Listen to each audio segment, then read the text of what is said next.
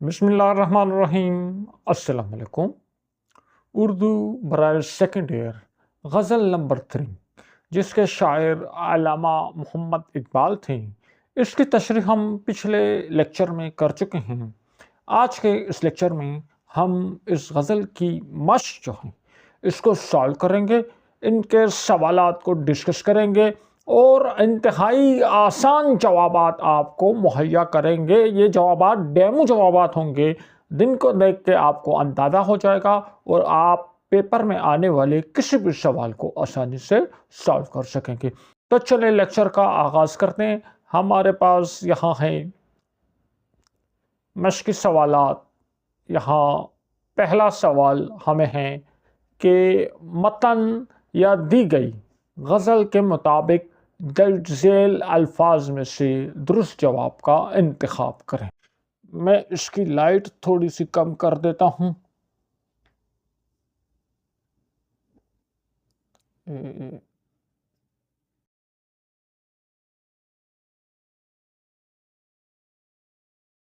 اب ٹھیک ہوں۔ اچھا، تو متن یا دی گئی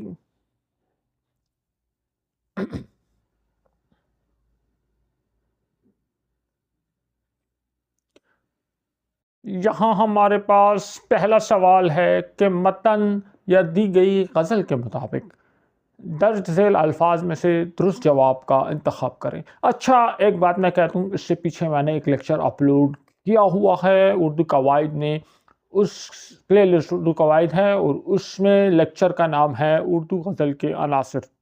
تو اس چیپٹر میں نے انتہائی ڈیٹیل سے ان چیزوں کو بات کی ہے۔ زیادہ لمبا لیکچر نہیں ہے، 10 منٹ کا لیکچر ہے۔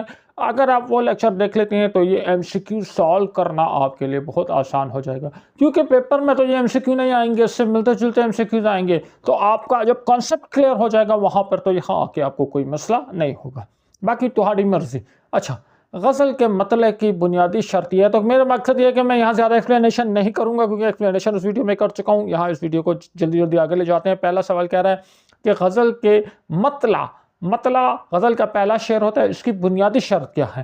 تو مطلع کی جو بچوں بنیادی شرط ہے کہ غزل کا پہلا شعر ہو، یہ اس کی بیسک شرط ہے۔ دونوں مصرے ہم قافیہ ہوں، بالکل دونوں مصرے ہم ردیف ہوں، یہ بھی ہے۔ غزل کا پہلا شعر ہو، غزل کا آخری شعر ہو، غزل کے آخری شعر کو ہم مقطع کہتے ہیں، تو غزل کا پہلا شعر ہو۔ اچھا، یہ الف اور بے یہ کیوں نہیں ہے؟ دونوں مصرے ہم قافیہ ہوں تو یہ جواب، یہ تو بالکل مطلع کی پہچان ہے، اور دونوں مصرے ردیف ہوں، یہ دونوں مطلع کی پہچان ہے، لیکن اس کے باوجود ہم ان کو بنیادی شرط نہیں کہہ سکتے۔ کیوں نہیں کہہ سکتے؟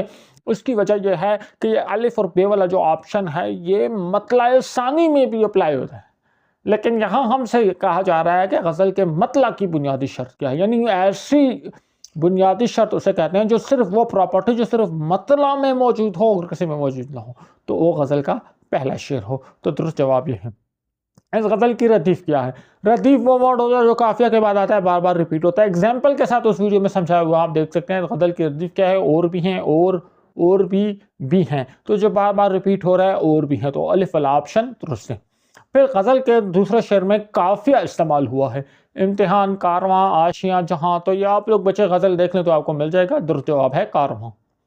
غزل کے کون سے شعر کے دونوں مصروں میں مرکب عطفی استعمال ہوا ہے؟ چوتھے، پانچویں، چھٹے، ساتویں، تو چھٹے شعر میں مرکب عطفی جو ہے استعمال ہوا ہے۔ پھر کہہ رہے ہیں غزل کے مطابق شاہین کس طرف پرواز کرتا ہے؟ آبادی کی طرف، جنگل کی طرف، آسمان کی طرف، زمین کی طرف؟ تو غزل کے مطابق تو واضح طور پہ کہا ہے نا، تو شاہی ہے، پرواز ہے، کام تیرا، تیرے سامنے آسماں اور بھی ہیں، تو وہ آسمان کی طرف پرواز کرتا ہے، تو آسمان کی طرف۔ درج ذیل سوالات کے مختصر جوابات تحریر کریں۔ اب یہاں ہم نے مختصر جواب دینے ہیں۔ اس غزل کا بنیادی تصور کیا ہے؟ بیسک کانسیپٹ اس غزل کا کیا ہے؟ تو اس غزل کا بنیادی تصور بلندی نظر، اپنی نگاہیں اونچی رکھنا، مسلسل جدوجہد، ٹرائی اگین، مسلسل کوشش کرتے رہنا، خودی کی بیداری، اپنی خودداری کو جگانا، تسخیر کائنات اور آگے بڑھنے کا پیغام ہے۔ آپ ان میں سے 2-3 باتیں جو ہیں، میں نے تو 5 پوائنٹس دی ہیں، آپ 1-2 پوائنٹ بھی لکھ سکتے ہیں۔ اقبال کیا بتاتے ہیں کہ انسان کی اصل منزلیں بہت دور ہیں، ستاروں سے آگے جہاں اور بھی، ایک مقام پر رک جانا زندگی نہیں ہے۔ اچھا یہ اس کا سینٹرل آئیڈیا، اس غزل کا سینٹرل آئیڈیا ہے۔ پھر کہہ رہا ہے ستاروں سے آگے جہاں اور بھی ہیں، اس مصرعے کی وضاحت کریں۔ اب اس مصرعے کی وضاحت دو طرح سے ہو سکتی ہے، میں سمجھاتا ہوں۔ اچھا یہ مصرعہ علامہ اقبال کے بلند تخیل اور خودی کے تصور کی عکاسی کرتا ہے۔ مطلب ہے کہ انسان کی قابلیت بہت وسیع ہے، انسان کو کامیابی کا ایک مقام حاصل ہو جائے تو اسے وہاں رک نہیں جانا چاہیے، آگے اور منزلیں موجود ہیں۔ یہاں اقبال ہمیں بتا رہے ہیں کہ جو چیزیں ہماری نظر میں ہیں ان سے آگے بھی بے شمار امکانات اور تجربات موجود ہیں۔ یعنی کہنا چاہ رہے ہیں کہ انسان کو ستاروں سے آگے، آپ ستاروں پر پہنچ گئے ہیں تو اب آپ نے یہاں رکنا نہیں ہے، آگے جہاں اور بھی ہیں۔ تو مطلب یہ ہے کہ آپ ایک مقام پر رک نہیں سکتے، آپ نے آگے مزید امتحانات جو ہیں اس میں بھی آگے جانا ہے۔ کسی ایک کامیابی کو اپنی مکمل کامیابی نہیں سمجھ لینا۔ میں نے کہا اس کا ایک اور مطلب بھی ہو سکتا ہے، اس کا مطلب یہ بھی ہم کہہ سکتے ہیں کہ آپ ستاروں تک نہیں پہنچ سکے، کوئی بات نہیں، ایک امتحان میں ناکام ہو گئے تو کوئی بات نہیں، آگے مزید امتحانات جو ہیں وہ بھی آئیں گے۔ وہ مطلب بھی ٹھیک ہے، لیکن یہ مطلب جو ہے یہ والا زیادہ درست ہے۔ شاعر نے اس غزل کے کس شعر میں صنعت تضاد، تضاد اپوزٹ، صنعت تضاد یعنی دو اپوزٹ چیزوں کا ذکر جب ایک شعر میں آ جائے، روز و شب تو دو اپوزٹ چیزیں، صبح شام دن رات، جو ایسی جب کسی شعر میں دو اپوزٹ چیزیں ایک ساتھ آ جائے تو ہم کہیں گے صنعت تضاد استعمال ہوئی ہے۔ تو دیکھو میں نے وضاحت بھی لکھ دی ہے، آپ نے خیر جواب میں وضاحت نہیں دینی، ڈائریکٹ جواب بھی دے سکتے ہیں۔ شاعر اپنے کلام میں دو ایسے الفاظ لائے جو ایک دوسرے کی ضد ہوں تو اسے صنعت تضاد کہا جائے گا۔ شاعر نے غزل کے مندرجہ ذیل شعر میں صنعت تضاد کا استعمال کیا ہے۔ اسی روز و شب، یہ دیکھو روز و شب، روز شب دن رات میں الجھ کر نہ رہ جا کہ تیرے زماں و مقام اور بھی ہیں۔ تو روز و شب یہ جو ہے تو یہ صنعت تضاد استعمال ہوئی ہے۔ تو روز و شب دو ایسے الفاظ ہیں جو ایک دوسرے کی ضد ہیں۔ اگلا سوال ہے، غزل کا 5واں شعر علم بیان کی کس قسم کی مثال ہے؟ علم بیان پہ پورا لیکچر بنایا ہوا ہے، پورا لیکچر۔ وہ انتہائی بدقسمت ہوگا جو لیکچر دیکھا نہیں ہے، تو وہ لیکچر دیکھو جہاں سے بھی MCQ آئے آپ لوگ کر سکتے ہو، ٹھیک ہے؟ تو ابھی میں علم بیان کی وضاحت میں نہیں کروں گا۔ تو 5واں شعر میں شاعر نے صنعت استعارہ استعمال کرتے ہوئے انسان کو شاہین کے برابر قرار دے دیا۔ تو شاہین ہے، پرواز ہے کام تیرا، تو شاہین ہے، تو شاہین جیسا نہیں ہے، تو شاہین ہے۔ تو شاہین کو بطور استعارہ استعمال کیا ہے اور قوم کے نوجوانوں کو کہا جا رہا ہے کہ تو شاہین ہے۔ تو یہ شعر علم بیان کے صنف استعارہ کی اعلیٰ مثال ہے، جہاں مستعارہ، اچھا یہ آگے لکھنے کی ضرورت نہیں ہے یہ لائن، لیکن میں آپ کو وضاحت کرنے کے لیے لیا، جہاں مستعارلہ انسان ہے، مستعارل منا شاہین ہے، وجہ جامع بلند پروازی اور خودداری اور ہمت ہے۔ تو آپ یہ ادھر تھے، یہ ایکسپلینیشن لکھنا چاہو تو لکھ سکتے ہیں۔ سوال نمبر 3، شامل النصاب غزل پڑھ کر علامہ اقبال کی غزل گوئی پر تبصرہ کریں۔ میں آپ کو بتا دیتا ہوں، آپ جب بھی اقبال کا نام آ جائے، دیکھو اقبال نے اقبال کی غزل گوئی پر تبصرہ کرنا ہے، اس میں رٹا نہیں لگانا۔ دیکھو اقبال نے تقریباً کامن جتنی چیزیں ہمارے کورس میں آئی ہیں وہ ان میں ایک ہی چیز کامن ہے۔ اقبال کی دیکھو اس کی وہ خودی کی بات کرتے ہیں، وہ خودداری۔ دیکھو جس طرح ہم کوئی فوڈ اسپاٹ ہوتا ہے نا تو ہم اسپیشل وہاں جاتے ہیں بریانی کھانے، کیوں؟ کیونکہ ان کی بریانی بہت زیادہ اسپائسی ہوتی ہے اور اسپاٹس کے مقابلے میں۔ تو اسی طرح شاعر جو ہوتا ہے، ہر شاعر کی کوئی نہ کوئی خوبی، کوئی نہ کوئی خصوصیت ہوتی ہیں۔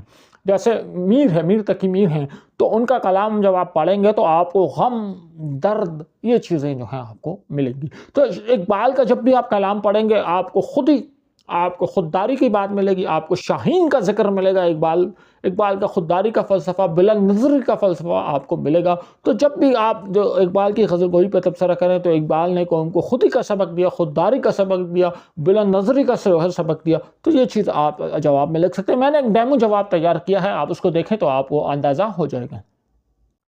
علامہ اقبال کی غزل گوئی اپنی معنوی گہرائی، بلند خیالی اور روحانی بلندی کے باعث اردو ادب میں منفرد مقام رکھتی ہے۔ اقبال غزل میں روایتی عشق و محبت کے بجائے، اور غزلوں میں کیا ہوتا ہے، عشق محبت کی باتیں ہوتی ہیں، غزل کہتا ہی عورتوں کی باتوں کو تو اقبال عمل کی بات کر رہا ہے، خودداری کی خودی کی بات کر رہا ہے، جوان مردی کی بات کر رہا ہے، ولولہ کردار اور عظمت کا پیغام دیتے ہیں۔ اب ان کی غزل میں امید، حوصلہ، بلند پروازی، فکری آزادی اور مستقبل کا روشن تصور شامل ہوتا ہے۔ اقبال کے اشعار قاری کے دل میں انقلاب، خودداری اور غیرت ایمانی پیدا کرتے ہیں۔ تو یہ آپ جو ہیں جہاں بھی اقبال کا کلام آئے ان چیزوں کو آپ نے اس طرح سے ہائی لائٹ کرنا ہے۔ اب سوال نمبر 4، درج ذیل اشعار کے حوالوں فنی و فکری جائزہ کے ساتھ تشریح کریں۔ اب حوالوں کا یہ مطلب نہیں ہے آپ ایک حوالہ شعر ڈال دو بس جی ہو گیا۔ حوالوں کا مطلب ہے آپ فنی و فکری جائزہ لوگے، آپ بتاؤ گے اس میں کون کون سے فنی محاصل استعمال کیے گئے ہیں، کون کون سی صنعتیں استعمال کی گئی ہیں، یہ بتاؤ کہ یہ شعر کہاں سے آیا ہے، کس شاعر کا ہے، غزل کے کس حصے میں مقطع ہے، مطلع ہے، کہاں سے آیا ہے، ان ساری چیزوں کو مینشن کرنا ہوتا ہے۔ آپ لوگ بس حوالوں کا مطلب یہ سمجھ لے تو ایک حوالہ شعر لکھ دیں، وہ اتنا کمپلسری بھی نہیں ہوتا حوالہ شعر لکھنا، لیکن بس اس کے پیچھے بھاگ رہے ہیں سارے، تو یہ ساری چیزیں آپ لوگوں نے کرنی ہوتی ہیں۔ اچھا، تہی زندگی سے نہیں یہ فضائل، اس کی ایک تشریح ایک الگ لیکچر میں موجود ہے، میں اس لیکچر کو زیادہ لینتھی نہیں کرنا چاہتا، تو آپ اس لیکچر میں دیکھیں، وہاں ڈسکشن موجود ہے، کوئی بات سمجھ نہ آئے تو کمنٹ سیکشن میں بتائیں، کوئی لائیو سیشن کر کے اس کو پھر ڈسکس کر لیں گے۔ قناعت نہ کر عالم رنگ و بو پر، اگر کھو گیا ایک نشیمن تو کیا غم۔ اچھا، یہ ساری جو اشعار ہیں ہم ڈسکس کر چکے ہیں۔ سوال نمبر 5، علامہ اقبال کی ایک نظم ہے، ایک گائے اور بکری کو اپنی گفتگو کے انداز میں، نظم کے انداز میں نہیں، آپس میں باتیں کرتے ہیں نا، گفتگو کا انداز میں، تاثر کے حوالے سے شدت اور لہجے کے زیرو بم کا لحاظ رکھ کر ڈرامائی کیفیت میں پیش کریں۔ یعنی آپ نے زیرو بم کا مطلب ہوتا ہے ایسا ایسا بولتے بولتے ایک دم اپنی آواز کو بلند کر دینا اور ایک دم اپنی آواز کو سلو کر دینا، اس کو زیرو بم کہتے ہیں۔ اور انداز میں تاثر کے حوالے سے شدت، ٹھیک ہے، یعنی آپ تاثر پیدا ہو، اس کا آسان ہے کلاس میں ایک بچہ گائے بن جائے، ایک بچہ بکری بن جائے اور اس نظم کو آپس میں گفتگو کے طور پر جو ہے ڈسکس کر لیں، یہ نظم آپ کو مل جائے گی تو آپ آسانی سے اس کو کر سکتے ہیں۔ بچوں، ان قسم کے سوالات کو اسکپ مت کیا کرو، اس کو کیا کرو، یہ جو کورس مطلب مقصد ہوتا ہے کورس میں جو سکھانے کا وہ انہی سوالات میں ہوتا ہے۔ آپ صرف پیپر پاس نہیں کرنا ہے، آپ لوگوں نے اب چیز سیکھنی ہے، چیز سیکھو سمجھو، تو ان سوالات کو، ان ایکٹیویٹیز کو بہت شوق سے پرفارم کیا کرو۔ ٹیچر نہیں کرواتے تو زور سے آپ ان کو کہا کرو یہ پرفارم کروائیں۔ اب میں گائے بکری بن کر آپ کو تو نہیں دکھا سکتا، دکھا سکتا ہوں لیکن آپ لوگ خود کر لیں تو زیادہ بہتر ہے۔ اچھا، آپ لوگوں کے لیے گائے بکری بھی بن جاؤں گا، کوئی مسئلہ نہیں۔ سوال نمبر 6، درج ذیل جملوں کو ساخت بناوٹ اور روزمرہ محاوروں کے لحاظ سے درست کریں۔ زاہد اور میں مری کی سیر کو گیا نہیں آتا، گئے، ٹھیک ہے، زاہد اور میں مری کی سیر کو گئے۔ پھر دن بدن مہنگائی بڑھتی جا رہی ہے، دن بدن کا لفظ سوال نہیں ہوتا، روز بروز ہوتا ہے، تو یہ ہو گیا روز بروز مہنگائی بڑھتی جا رہی ہے۔ فقیر نے مجھے دعا نکالی، ایک دعا نکالی، کیا نکال دیا؟ دعا دی۔ نکالے تو بندہ پیسے نکالتا ہے، پسٹل نکالتا ہے، کوئی اور چیز نکالتا ہے، اور کوئی کھانے کی چیز نکال لیتا ہے، تو فقیر نے مجھے دعا دی، نکالی نہیں دی، ٹھیک ہے، یہ تو فقیر نے مجھے دعا دی۔ ملزم پولیس کو دیکھ کر 7 4 11 ہو جاؤ، کیڑی لینگویج لکھی ہے، ایک محاورہ ہے 9 2 11 ہونا۔ 9 2 11 ہونا کا مطلب ہوتا ہے کسی جگہ سے بھاگ جانا، تو ملزم جب پولیس کو دیکھتا ہے تو وہ بھاگ جاتا ہے، تو ملزم پولیس کو دیکھ کے 9 2 11 ہو گئے، ملزم ہے تو ہو گیا۔ دوست وہ جو خوشی میں کام آئے، خوشی میں تو لازمی کام، ہر کوئی کام آتا ہے، دشمن بھی کام آتا ہے۔ دوست وہ ہے جو مصیبت میں کام آئے، خوشی میں تو ہمیں ضرورت بھی نہیں ہے اس کی، تو سارے آ جاتے ہیں۔ آپ کے گھر میں خوشی ہے، لوگ ویسے ہی گیٹ پہ بیل بجا کے آ جائیں گے جی شامل ہونے کے لیے، گانے کے لیے۔ اچھا، دوست وہ جو مصیبت میں کام آئے، یہ محاورہ ہے۔ اچھا، اب لغت اور تھیسارس کا استعمال۔ لغت کہتے ہیں، اب یہ بھی مجھے ایک بچے نے میسج کیا ہے کہ سر جی اس لفظ کا مطلب بتا دیں، اور ایک لفظ کی تصویر بھیجی ہوئی اور اس کا مطلب بتا دیں۔ تو ایک لفظ آپ کو مطلب نہیں آ رہا تو اس کی ایک کتاب ہوتی ہے، اس کو لغت، جیسے انگلش میں ڈکشنری کہتے ہیں، تو لغت میں ہم جو لفظ ہوتا ہے، گفتگو میں کوئی لفظ ہے اور اس کا مطلب نہیں آ رہا تو ہم لغت میں جا کے اس کا میننگ دیکھتے ہیں، اس کا تلفظ اور اس کا میننگ ہمیں لغت میں ملتا ہے۔ اور دوسری چیز ہے تھیسارس کہتے ہیں بچوں، ہمارے پاس ووکیبلری بینک کو کہتے ہیں، یعنی ایک لفظ ہے تو اس کے متبادل کون سے الفاظ ہیں. دیکھو ایک لفظ اردو میں رائج ہو گیا، پھر کچھ ٹائم گزرنے کے بعد وہ لفظ متروک ہو گیا، اس کی جگہ کچھ نئے الفاظ جو ہیں وہ شامل ہو گئے ہیں، تو اس کا متبادل. میں سمپل وضاحت دیتا ہوں. جس طرح ہمارے پاس ہیں کرکٹ کی مثال دیتا ہوں، سارے کرکٹ کھیلتے ہو تو ہمارے پاس ہوتا ہے ایک لفظ ہے کرکٹ میں بالنگ. اب بالنگ انگلش کا لفظ ہے لیکن اردو میں بھی استعمال ہوتا ہے. اور اب اس کے اگر تھیسارس میں دیکھو تو اس کا ایک لفظ آ رہا ہے گیند بازی. اب بالنگ جو ہے یہ باقاعدہ اردو کا حصہ بن چکا ہے. ہم بچے جب کرکٹ کھیل رہے ہوتے ہیں وہ کہتے ہیں تم بیٹنگ کرو، تم بالنگ کرو، ٹھیک ہے. تو ان کے متبادل الفاظ ہیں. پہلے جو لفظ تھا اردو میں گیند بازی، بلے بازی، وہ لفظ تبدیل ہو کے کچھ نئے لفظ بن گئے ہیں. تو اس طرح میں آگے مثال سے سمجھا دوں گا تو سمجھ آئے گا. تو تھیسارس کہتے ہیں ایک لفظ اس کے متبادل جو اور الفاظ ہیں ان کا بھی ایک ہی میننگ ہے. یعنی ایک لفظ ہے اور اس کا جو میننگ ہے اور اس کے متبادل 5-6 الفاظ اور ہوتے ہیں، ان سب کا بھی ایک میننگ ہوتا ہے. مختلف علاقوں میں مختلف الفاظ جو ہیں وہ بولے جاتے ہیں. تو یہ ہم تھیسارس ہمارے پاس بک ہوتی ہے تو ہم اس میں اس کے الفاظ دیکھ لیتے ہیں. آج کل تو کوئی مشکل نہیں ہے یار، آپ لوگ گوگل کے ٹائم پر جی رہے ہو، موبائل کھولو، جس لفظ کا مطلب سمجھ نہیں آ رہا وہ لکھو، لغت کھولنے کی ضرورت بھی نہیں ہے، اور لفظ لکھو اور میننگ ان اردو، یا لکھ کے اردو میں معنی بتاؤ، یا چیٹ جی پی ٹی آیا ہوا ہے لفظ لکھو اس کو کہو اردو میں معنی بتاؤ تو وہ آپ کو لغت میں دیکھ کر معنی بتاؤ تو وہ لغت میں ڈھونڈ کے بتا دے گی. لیکن ایک چھوٹی لغت ہونی چاہیے، اسٹوڈنٹس کے پاس ہونی چاہیے. میرے اپنے پاس لغت تھی زمانہ طالب علم میں ابھی تک پڑھی ہوئی ہے. اچھا موبائل میں اپلیکیشن بھی ہوتی ہے اردو لغت، تو وہاں سے ڈاؤن لوڈ کر لو، آپ کو تھوڑا ایڈوانٹیج ہو جائے گا. اچھا وہ یہی بات ہے، یہ سارے جو میں نے کہانی سنائی ہے وہ یہی کہہ رہے ہیں کہ ہمارے سامنے بہت سے ایسے الفاظ آتے ہیں جو ہمارے لیے غیر مانوس، یعنی ہم پہلی بار سن رہے ہوتے ہیں اور ہم ان کے معنی و مطلب سے واقف نہیں ہوتے، اس سے بے خبر بھی ہوتے ہیں کہ ان کی اصل کیا ہے، کہاں سے کس زبان سے آئے ہیں، اردو میں آ کے انہوں نے کیا شکل اختیار کی. جس طرح بالنگ، بیٹنگ انگلش کے الفاظ اردو میں آ کے شامل ہو گئے، اس طرح ان کے لغوی اور اصطلاحی معنی کیا ہے، ان کا طریقہ استعمال کیا ہے، یہ سب کچھ جاننے کے لیے لغت کا سہارا لیا جاتا ہے. تھیسارس لفظوں کا ارتقا بیان کرتا ہے. تھیسارس لفظ یونانی زبان سے انگریزی میں آیا، اس کا مطلب ہے ذخیرہ. بعد میں یہ لفظ خزینہ الفاظ کے معنوں میں استعمال ہونے لگا. تھیسارس ہمیں مختلف موضوعات اور تصورات کے بارے میں مناسب لفظوں کی فہرست مہیا کرتا ہے. مثلا ہم بے اطمینانی کے بارے میں جاننے کے خواہش مند ہے تو تھیسارس ہمیں اس طرح کے الفاظ مہیا کرے گا: عدم طمانینت، ناآسودگی اور اختلاف، بد مزاجی، چڑچڑاپن، شکوہ، شکایت، نکچہ چینی، دل برداشتگی. یہ سارے الفاظ جو ہیں تھیسارس ہیں کس کے؟ بے اطمینانی کے متبادل الفاظ ہیں. مایوسی، کرب، جیسے تو پوری لسٹ بتا دی، کون پڑھے. اب الفاظ و معنی سے واقفیت اور ان کے انتخاب کے میں درج ذیل کے لیے لغت اور تھیسارس کا استعمال کریں. یہاں کچھ الفاظ دیے ہوئے ہیں، آپ لوگوں نے لغت اور تھیسارس میں سے جو ہیں اس کے میننگ جو ہیں وہ آپ نے تلاش کر کے لکھنے ہیں. تو میں اپنی بات کو وضاحت کے لیے ان میں سے کچھ الفاظ جو ہیں آپ کو سالو کر کے دکھا دیتا ہوں. پہلا لفظ ہمارے پاس ہے مسجد. معنی اس کا کیا ہے؟ نماز پڑھنے کی جگہ. اس کے متبادل الفاظ کیا ہیں؟ عبادت خانہ، مصلی، خانقاہ، عبادت گاہ، سجدہ گاہ. ٹھیک ہے. دوسرا لفظ ہے بدن. اب بدن اس کا معنی ہے جسم، باڈی، مائی باڈی.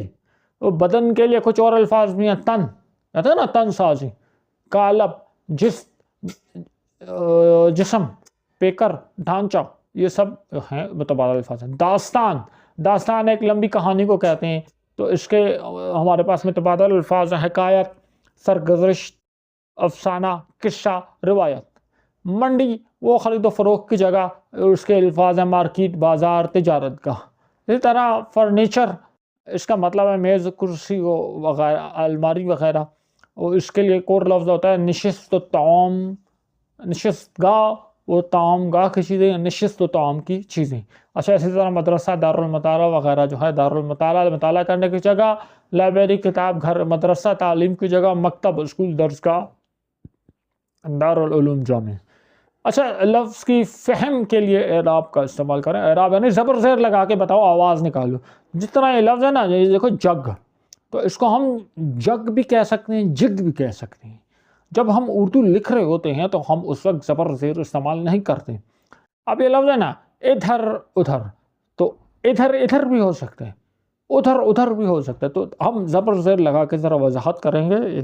اب یہ دیکھو نظر، نظر بھی ہو سکتا ہے، نون کے نیچے زیر لگاتے تو نظر بن جائے گا. یہ جدر ہے، جن پہ زبر لگاتے تو جدر بن جائے گا. تو ہم زبر زیر لگا کے ان کی آواز، ان کی جو درست آواز تلفظ جو ہے وہ وضاحت کرنے کو جگ.